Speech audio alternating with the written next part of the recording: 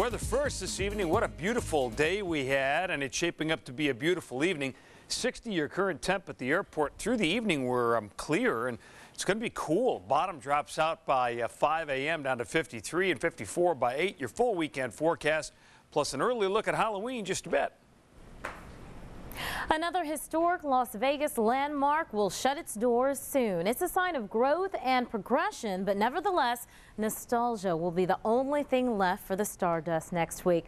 For a look at how it was and some of the people who knew it best, here's Action News reporter Melissa McCarty. It's been standing since 1958, first opened with the largest pool and casino on the Strip, and the rooms were going for $6 a day. I spent half my life here. Denny has been mixing laughs with a side of alcohol for 27 years at the Stardust. Oh yeah, good old Tanqueray. He recalls hotel guests like Joe DiMaggio and Frank Lefty Rosenthal when the Stardust was the king north of the Strip, even catching the eye of potential investor at the time, Howard Hughes. Our book was #1, our Stardust Racing Sports book. I seen them build a new one here. Our old restaurants, Moby Dick, Aku Aku, were side by side. Great nostalgia. One of the first casinos to introduce showgirls to Las Vegas. On the marquee, first-timers to Sin City, Siegfried and Roy, then later Wayne Newton. The days are dwindling down. You're starting to shed a few tears. A lot of my customers, I have a big following at this bar. You're shaking hands, you're hugging, you're crying, you're kissing. Half of my life has been driving to this building. Joyce, also employed for 2 decades, says in larger casinos you become a number. At the Stardust, it's been a home. Customers, this is their home, and they feel like they're important. They walk in here, we know them by name. Roots even portrayed in the movie Casino. The Stardust will serve no longer come Wednesday, but for the people here, this star will always shine. And the last ingredient I put into it is love. This marquee will turn no more come Wednesday. The doors shut down at noon, followed by a public auction with all the materials inside. The implosion date is set for sometime in 2007. What will be here next is Echelon Place, a $4 billion project set. Melissa McCarty, Channel 13 Action News. Red, White, and Blue 2006 is our commitment to keep you informed on the issues in this year's midterm elections.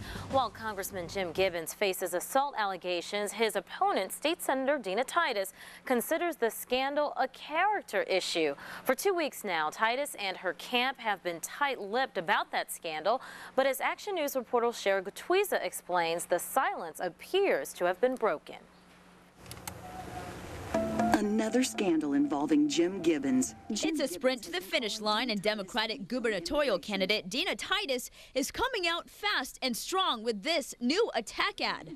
Gibbons, who voted to criminally punish employers who hire illegals, broke the laws he voted for. Titus all over Congressman Jim Gibbons, saying his tough guy stance on illegal immigration is bogus. He wants people to think he's tough. He voted for a law that would criminalize anybody who helps an undocumented, including a teacher or a priest even, and yet he's hired somebody to work in his home, didn't pay the taxes on her.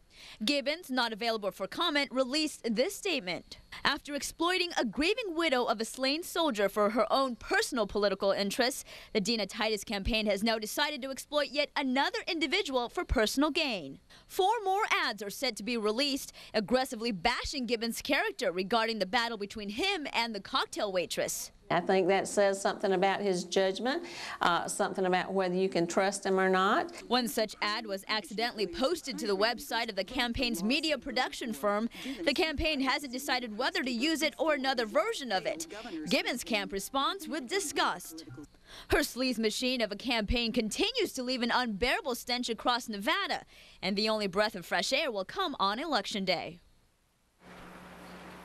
And that was Cheryl Gutwiza reporting. Meanwhile, Congressman Jim Gibbons is in Reno, not making any public appearances. Meanwhile, State Senator Dina Titus is right here in town. She attended a roundtable with former Vermont Governor Howard Dean and Asian community leaders. Well, the ball is in the court of Chrissy Mazzeo as Nevada's political world waits to see if she will sign an assault complaint against Congressman Jim Gibbons. Sheriff Bill Young says no stone will be unturned turned in an investigation against the gubernatorial candidate, but Mazzeo has yet to formally file charges. Mazzeo's attorney, Richard Wright, sat down with Channel 13's political insider, Steve Tsolinas, to discuss his client's next move. Do you have any plans to do that? Is she going to sign that statement? I will talk to her about it. She will make a decision. Most probably she will go forward because she does want this matter investigated. I'm not sure that's my preference of how it would take place. I still have reservations about how it was handled by the sheriff at the inception. You can catch the rest of that interview tomorrow night right here at 11:30 and again Sunday evening at 5 on the next episode of Sebelius and Harris Political Insiders. And be sure to stay with Channel 13 Action News for the latest on the Gibbons campaign scandal. We'll bring you updates throughout our newscasts and on our website at KTNV.com. Meanwhile, in the race for Clark County Sheriff, a federal judge has refused to ban Clark County Sheriff Bill Young and the head of the Metro Police Union from talking about the police background of Sheriff candidate Jerry Arola. The judge says the First Amendment guarantees free speech, including political speech. And he says Arola could have called his own news conference to counter the statements. Arola filed a federal lawsuit last week saying Young and PPA director David Callis defamed him by lying about Arola's law enforcement background to sway voters before the primary election back in August. Well, you do not have to wait until November 7th to cast your ballot in this year's midterm elections. Early voting is underway right now until November 3rd. Just log on to our website at KTNV.com and click on the red, white, and blue logo for a complete listing of polling sites. You can also vote by absentee ballot, but you only have until October 31st to request one. The form is available through the county's website at accessclarkcounty.com. Flu season is in full force, and in order to help you fight off that dreaded flu bug, the Southern Nevada Health District is ready to help you. Starting on Monday, you can get your flu shot at any of these clinics between 8 a.m. and 4:30. Shots are $30 unless, however, covered by your insurance. Now, both the traditional vaccine and the inhaled flu mist vaccine are available. Get ready to return spinach to your daily diet. Health officials are saying that the deadly outbreak of E. coli appears to be over. Doctors say no one has become sick from eating contaminated spinach since late last month. Food and Drug Administration officials also linked wild pigs to the fatal strain of that bacteria. They say the animals trampled fences surrounding a spinach field in the area of San Benito and Monterey counties. The outbreak sickened over 200 people in 26 states, including right here in Nevada, plus one Canadian province. Good news if you're driving down to Southern California this weekend. A major construction project has been pushed back. That's because the California Department of Transportation has delayed work on I-15 in the Cajon Pass until Sunday. Once the work begins, however, there will be traffic restrictions on the I-15 at Interstate 215. Road work is expected to last until the end of November. Meanwhile, the 24,000-acre Esperanza wildfire is still torching land in Southern California tonight, and officials are now offering $500,000 to find the person responsible for igniting that blaze. The fire began yesterday morning in Cabazon. That's about 20 miles west of Palm Springs. The raging fire forced more than 700 families to flee their homes. Several houses have already been destroyed. Hundreds more are still threatened. 4 firefighters were killed. A 5th firefighter right now is fighting for his life tonight with burns over 90% of his body. People saw it happen. How could somebody see it happen and not be able to go in and help them? Firefighters say they have stopped about 15% of that blaze from spreading, but that fire is being fueled by dry brush combined with low humidity and whipping Santa Ana winds.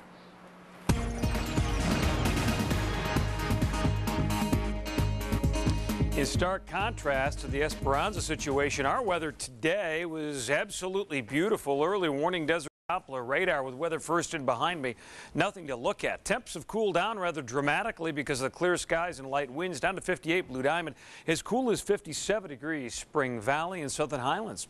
58 officially at the airport through the evening. I see us clear down to about 53 degrees by 5 o'clock tomorrow morning. 54 by 8. Futurecast shows that the ridge of high pressure that's been keeping us sunny the past several days is going to break down. We're going to see another nice day tomorrow, but as it breaks down, a quick hitting low from the west moves in, brings in a bit of cloud cover late tomorrow night through Sunday. There's a hint of maybe a shower on Sunday, but I think basically we're going to get this through this thing dry, so it's just basically cloudy skies that we'll see late tomorrow night through Sunday. Then Monday we clear off again. 53 tonight, 77 degrees tomorrow. Don't forget to set the clocks back tomorrow night due to a little fall back in daylight, not daylight savings time, but standard time. Sunday, again, the cloud cover for us, and then Monday, Tuesday, Wednesday, Thursday, and Friday look good. And of course, Tuesday is Halloween. Wicked sunshine, howlish high of 74, and low of 53. You know, it's Halloween, right? I thought, why not? Tonight, I'd go to the pumpkin patch. Check it out. Look what I found. Look at that. I love this. It's all about the festive Halloween. And here's some little guys. You know, I was told these bad boys are about $1 a piece, are really, really tasty. And then you got, of course, the ones you can carve that we just showed you. But Halloween is all about kids, is it not? And look what I found here. Look at this. Here's Don, and here's Gage, and Keelan, and Sierra family. And I'm going to talk to them in a second. Look at over there. Taryn and Aiden. Now, they don't really want to be too much on camera, so we'll come back over here. What are you guys, are you going to do anything special for Halloween? Can I tell you what I'm going to be for Halloween? Yeah, go ahead. Half zombie and half skeleton. I love that. What are you going to do with the pumpkins? You're going to do anything special? You're going to carve them up? Are you going to eat them when you're done? Uh-huh. What are you going to have pumpkin seeds? Have you ever had pumpkin seeds before? Uh-huh. Pretty good stuff, isn't it? You put a little butter, you put them in a pan. Is that right, Don? Bake them up. That's it, brother. That's it. That's what you're gonna have that at the household? I hope so. Good enough. How about it? It's all about Halloween and kids. Yeah, at the pumpkin patch, and it should be a very nice, albeit somewhat cool by the time you do trick-or-treating late Tuesday night or earlier Tuesday evening. But nonetheless, good stuff. Out there. Yeah. All right. Thanks so much, Mike. The Fall Classic has come to an end. Channel 13 Action Sports anchor Bryan Salmond is here with more on the World Series. Absolutely. Game 5 of the World Series had St. Louis one game away from taking home the championship, while Detroit was one game away from bringing the series back to Detroit. So who would win the game? Or who would win the game? I don't know. 2-1 was the score when the Tigers started to implode. Jeff Weaver with the bunt. Jeff Verlander throws the ball to, who knows? Yadier Molina would come in to score. The game was tied at 2. Another error by the Tigers pitchers. Again, nice little ground ball to shortstop. Harmless 6-4 out.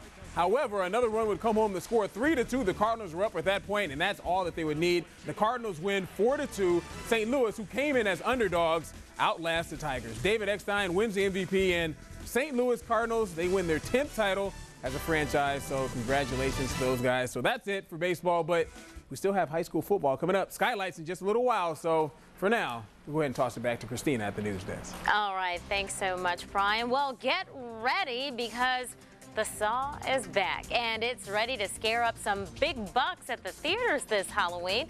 We'll take a look at, you know what I'm talking about, Saw 3. And every one of us could use an extra hour of sleep, but Kathy Ray will explain how falling back an hour may actually be unhealthy for your little one. We'll be right back.